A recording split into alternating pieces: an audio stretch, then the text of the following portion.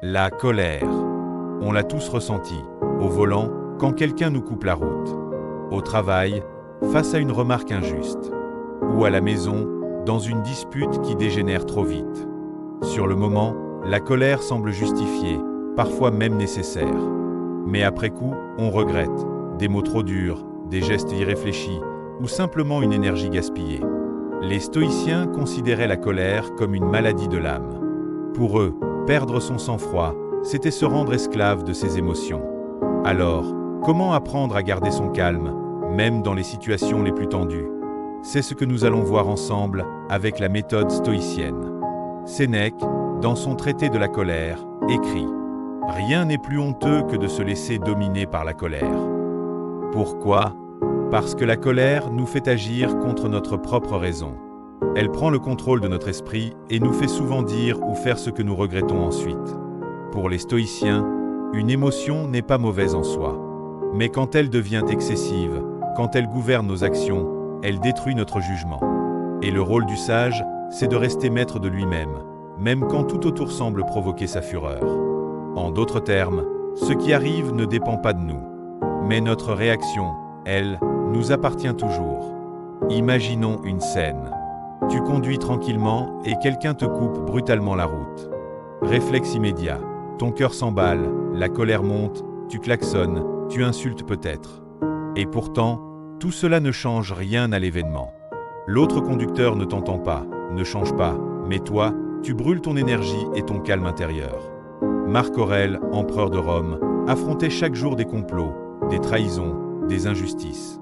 Pourtant, il écrivait dans ses pensées « Le meilleur moyen de se venger d'un ennemi, c'est de ne pas lui ressembler. » Autrement dit, répondre à la colère par la colère, c'est se rabaisser au même niveau. Voici 3 exercices stoïciens simples pour garder son sang-froid. 1. La pause rationnelle. Quand la colère monte, suce pas ton jugement. Demande-toi, est-ce que cette réaction va améliorer la situation? Ne rien dire tout de suite est déjà une victoire sur l'émotion. 2. La perspective élargie. Sénèque conseillait de relativiser.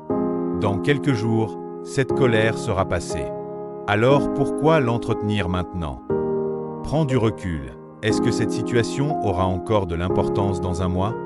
Dans un an? La réponse est presque toujours non. 3. Transformer l'énergie. La colère est une énergie brute. Au lieu de la laisser exploser, canalise-la. Respire profondément, marche, écris ce que tu ressens. Marc Aurèle pratiquait l'écriture quotidienne pour déposer ses frustrations et retrouver le calme. Au travail, ton collègue critique ton projet en réunion. Réaction habituelle, se sentir humilié, répondre sèchement, créer un conflit. Réaction stoïcienne. Étape 1. Pause rationnelle, tu respires, tu ne réponds pas immédiatement. Étape 2. Perspective dans un mois, cette remarque n'aura probablement plus aucune importance. Étape 3. Transformer l'énergie, tu peux analyser la critique objectivement, voir si elle contient une part utile. Et si elle est injuste, tu restes maître de toi. Ce n'est pas ton collègue qui t'atteint, mais ta réaction qui t'appartient. La colère est une illusion de force. En réalité, elle nous affaiblit, elle nous vole notre lucidité. Les stoïciens nous apprennent qu'être maître de soi, c'est la véritable puissance. Rester calme quand tout incite à la colère, c'est une forme de victoire intérieure.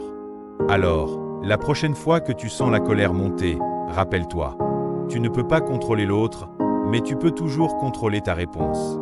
Et ton sang-froid sera ta plus grande force.